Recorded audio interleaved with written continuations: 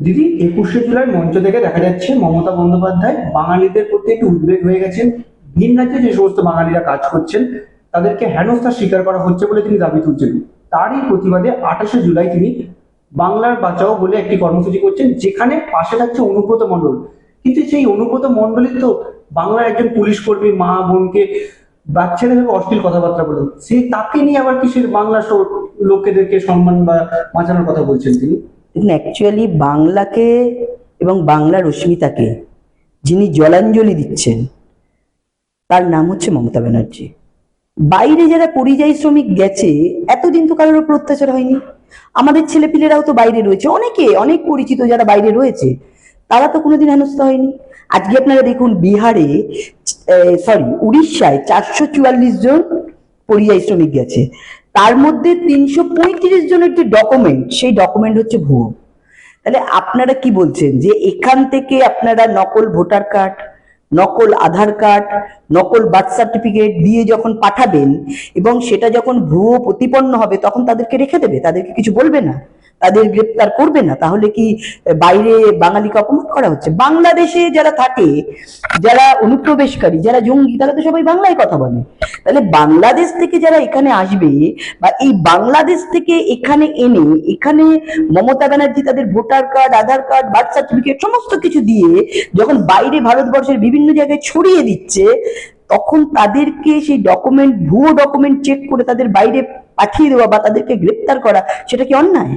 তো যদি সত্যিকারেরই বাংলার অস্মিতাকে কেউ নষ্ট করে থাকে, তার নাম মমতা ব্যানার্জি। আর উনি যাচ্ছেন বীরভূমে। কোথায় যাচ্ছেন? অনুব্রত মণ্ডল যেখানে উপস্থিত থাকবেন।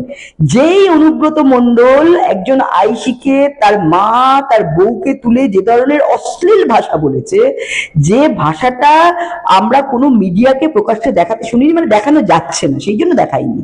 তো যে এই ধরনের ভাষা ব্যবহার করে, যিনি পুলিশের গাড়িতে বোম মারো, যিনি বলছেন যে ওই মহিলা বিজেপি করে, ওকে গেজা কেস দিয়ে দাও, যাদের মানসিকতা এই ধরনের, তাদের নিয়ে তিনি বাংলার অস্মিতাকে রক্ষা করার জন্য মিছিল করবেন? তো যারা বাংলার অস্মিতাকে নষ্ট করছে, যারা বাংলার মেয়েদের পুলিশ দিয়ে লাঠিপেটা করাচ্ছে, যে শিক্ষকদের তাদের শিক্ষা থাকা সত্ত্বেও, তাদের নাম ওঠা সত্ত্বেও তারা আজকে রাস্তায় বসে রয়েছে এবং পুলিশ তাদের নামে কেস দিচ্ছে, সেই বাংলার কথা কি মমতা ব্যানার্জি বলছেন? তো স্বভাবতই দেখুন, মানুষ জানে এখন দিদিমণির কাছে কোনো ইস্যু নেই। ইস্যু থাকবে কি করে? তাদের কাছে, মানে মানুষের কাছে যে ইস্যু আছে সেটা হচ্ছে শিক্ষা, মানুষের কাছে যেটা ইস্যু আছে সেটা হচ্ছে চাকরি, মানুষের কাছে যেটা ইস্যু আছে সেটা হচ্ছে প্রত্যেকটা মানুষের তাদের অধিকার যে ফেরানো বা তাদের সম্মান। এবং প্রত্যেক মানুষ মনে করছে সে নিরাপদ নয়, প্রত্যেক মহিলা মনে করছে সে বাড়িতে থাকুক, সে রাস্তায় থাকুক, সে শিক্ষাঙ্গনে থাকুক, বা সে তার নিজের কর্মক্ষেত্রে থাকুক, কোথাও মহিলারা সুরক্ষিত নয়। তাহলে মানুষ অন্ন, বস্ত্র, বাসস্থান, সুরক্ষা, চাকরি, শিক্ষা সব জায়গা থেকে অসুরক্ষিত, এবং যে প্রতিবাদ করছে তার নামে কেস দেওয়া হচ্ছে। তো এই পরিস্থিতি বাঙালিদের করে রেখেছে এই মুখ্যমন্ত্রী, তার প্রশাসনের, তার গুন্ডা বাহিনীর নেতৃত্বে। তো সব থেকে যদি বাংলার অস্মিতাকে কেউ নষ্ট করে থাকে, তার নাম মমতা ব্যানার্জি। শুধু তাই নয়, আপনারা বলুন তো, দাড়িভিট কেন রক্তাক্ত হয়েছিল? কারণ দাড়িভিটে মাস্টারমশাই চেয়েছিল উর্দু নয়, বাংলা মাস্টারমশাই। দাড়িভিটে যারা খুন হয়ে গেছিল, সেই জন্য সেখানে রক্তাক্ত হয়েছিল। আজকে আমরা পাঠ্য বইতে আকাশকে আসমানি, আজকে বাবাকে আব্বা, আজকে মাকে আম্মা, আজকে রামধনুকে রংধনু, এইগুলো কখন থেকে পাঠ্য বইতে শেখানো হচ্ছে? মমতা ব্যানার্জির সময় থেকে। এবং আমরা দেখেছি 8,000-এর অধিক স্কুল বন্ধ হয়ে গেছে। মাধ্যমিকের পর, উচ্চ মাধ্যমিকের পর আস্তে আস্তে উচ্চ শিক্ষার দিকে যাওয়া ছেলেমেয়েরা তারা শিক্ষা বিমুখ হয়ে গেছে। 6,668 সম্ভবত কলকারখানা অন্য রাজ্যে চলে গেছে। অর্থাৎ এখানে কর্মসংস্থান নেই, এখানে শিক্ষা নেই, এখানে চুরি আছে, এখানে সন্ত্রাস আছে, এখানে খুন আছে, এখানে বোমা শিল্প আছে। তো স্বভাবতই বাংলার অস্মিতা এবং বাংলাকে যিনি শেষ করে দিয়েছেন, তার নাম হচ্ছে মমতা ব্যানার্জি।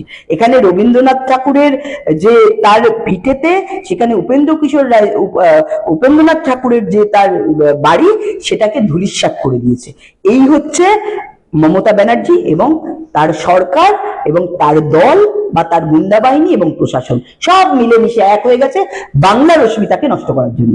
অন্যদিকে যদি দেখতে যাই যে আপনি বলে নারী সুরক্ষার কথা একটা দিকে তুললেন বা কর্মসংস্থান নেই, সেখানে দাঁড়িয়ে মমতা বন্দ্যোপাধ্যায় যেটা দেখা যাচ্ছে পাড়ার সমস্যা পাড়া সমাধান বলে একটা বিষয় বা প্রকল্প চালু করছে, সেখানে পার গুছে 10 লাখ টাকা করে দেবেন। সেই টাকাটা কোথায় গেছে যেখানে বিয়ে দিতে পারছে না?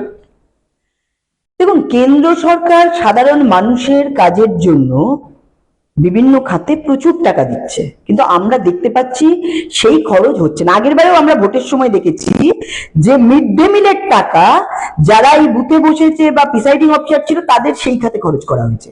তো যে টাকা কেন্দ্র সরকার মানুষের কাজের জন্য দিচ্ছে সেই টাকা লুট করার জন্য তৃণমূল এইভাবে এখন বলছে 3টে বুথ নিয়ে একটা সেক্টর হবে যারা পাড়ায় পাড়ায় তাদের সমাধান হবে। কি সমাধান করবেন? কিসের সমাধান? তাহলে পুলিশ কেন রেখেছেন? তাহলে আইন কেন রেখেছেন? কারা সমাধান করবেন? তৃণমূলের গুন্ডা বাহিনীরা? কারা সমাধান করবেন? এই তৃণমূলের বি টিম পুলিশ? কারা পাড়ায় কারা সমাধান করবে? পুলিশ তো করবে না, করলে ওখানকার তৃণমূলের যারা গুন্ডা বাহিনী তারা করবে। অর্থাৎ এটা টাকা খাওয়ার এবং আগামী দিনে মানুষকে মুখ বন্ধ করে ভোট লুট করার, প্রচুর আর্মস এবং বোম কেনার এবং মানুষকে বিভিন্নভাবে মুখ বন্ধ করার জন্য এই টাকা মমতা ব্যানার্জি, মানুষের টাকা, আমাদের টাকা যেটা কেন্দ্র সরকার দিচ্ছে সেই টাকা, এটা অলপ করে বলতে পারি, কারণ তার ভান্ডারে যদি টাকা থাকতো তাহলে আজকে এই পশ্চিমবঙ্গকে তিনি দেউলিয়া করতেন না। কোটি কোটি টাকা, আপনারা জানেন কত কোটি টাকা আজকে আমরা দেনার দায়ে জর্জরিত এই পশ্চিমবঙ্গ। তো স্বভাবতই যে আজকে যে 10 লক্ষ করে টাকা দেওয়া হবে সেটা হচ্ছে এই তৃণমূলের গুন্ডা বাহিনীদের স্বজন পোষণ এবং আগামী দিনে মানুষের মুখ বন্ধ করার জন্য তাদের কাছে পৌঁছে যাওয়া এবং আর একটা কাটমানি খাওয়া, এই হচ্ছে বিষয়। ভোটে বা 26 প্রভাবটা পড়বে? অবশ্যই পড়বে, কারণ প্রত্যেকটা মানুষ তৃণমূলের দ্বারা বঞ্চিত। যারা কেবলমাত্র উন্নয়ন কাজে রয়েছে, যারা একাত্মভাবে তৃণমূলের সাথে লেগে রয়েছে, যারা কি করেন জিজ্ঞেস করলে বলবে আমরা তৃণমূল করি, দেখবেন তাদের প্রচুর টাকা আছে, তাদের গাড়ি আছে, তাদের বাড়ি আছে, তাদের ঔদ্ধত্য আছে, তাদের গুন্ডাবাজি আছে। অর্থাৎ আছে যেটা, সেটা হচ্ছে তৃণমূলের যারা করে কমে খাচ্ছে, মানে এখন চাকরি নয়, এখন এখন আমাদের ছেলে মেয়েদের জিজ্ঞেস করলে তারা উত্তর দেয় আমরা লেখাপড়া করে কি করব। ওই পাড়ার পল্টুদা যে ক্লাস 8 অব্দি করেছে তার কোটি কোটি টাকার সম্পত্তি, কি করে? তৃণমূল করে। তাহলে আমরা পড়াশোনা কেন করবো? আমরা পড়াশোনা করলে তো রাস্তায় বুঝতে হবে, আমরা পড়াশোনা করলে তো আমাদের পুলিশের লাঠি পেটা খেতে হবে। তো সেই জন্য পড়াশোনা বিমুখ গুন্ডা সন্ত্রাসবাদী যুক্ত পশ্চিমবঙ্গ তৈরি করছে এই 10 কোটি টাকা তাদেরই স্বজন পোষণে আগামী দিনের ভোটকে কেনার জন্য এবং যাতে মানুষ ভোট দিতে না যেতে পারে তার জন্য এই গুন্ডা বাহিনীদের টাকা দেওয়া হচ্ছে। আমার শেষ প্রশ্ন, অন্যদিকে দেখা যাচ্ছে যে গোটা ভারত জুড়ে যখন এসআইআর হচ্ছে, বাকি সমস্ত রাজ্যগুলি যদিও সম্মতি দেয়, পশ্চিমবঙ্গের মুখ্যমন্ত্রী মমতা বন্দ্যোপাধ্যায় একদম বিমুখ এই বিষয়ে। এত ভয় কিসের ওনার? দেখুন, এটা বলতে গেলে একটু পুরনো থেকে বলতে হয়। সেটা হচ্ছে 2004 সাল, 2004 সালের 14ই জুলাই ইউপিএ সরকারের